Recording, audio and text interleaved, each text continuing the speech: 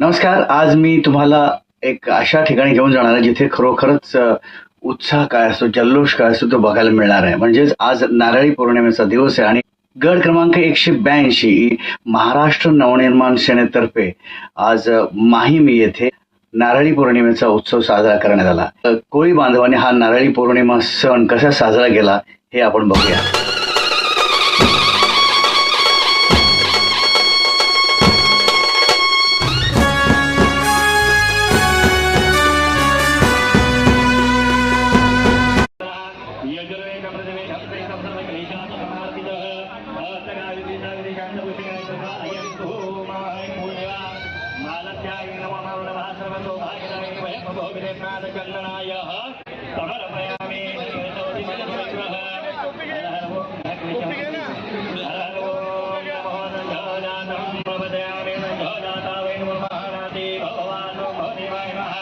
नमो नमो ज्येष्ठाय नमो नमो नमो त्रैष्ठाय नमो नमो नमो कालाय नमो नमो नमो बलविक्रमाय नमो नमो नमो बलाय नमो नमो नमो बलविक्रमाय नमो अघोरस्वं घोरेभ्यः देवाय धीमहि तत्पुरुषाय विद्महे महादेवाय तन्नो रुद्रो प्रचोदयात् ब्रह्मादि वैदं ब्रह्मं ब्रह्म कविर्नामहे सुगन्धेन पुष्टिवर्णं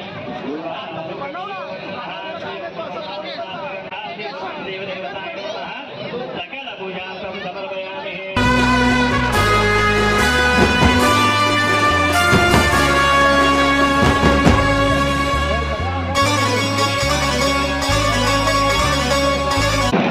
महाराष्ट्र नवनिर्माण सेना गड क्रमांक 182 माहीम कोळीवाडा येथे नारळी पौर्णिमेचा सण हा अत्यंत उत्साहानं साजरा करण्यात आला.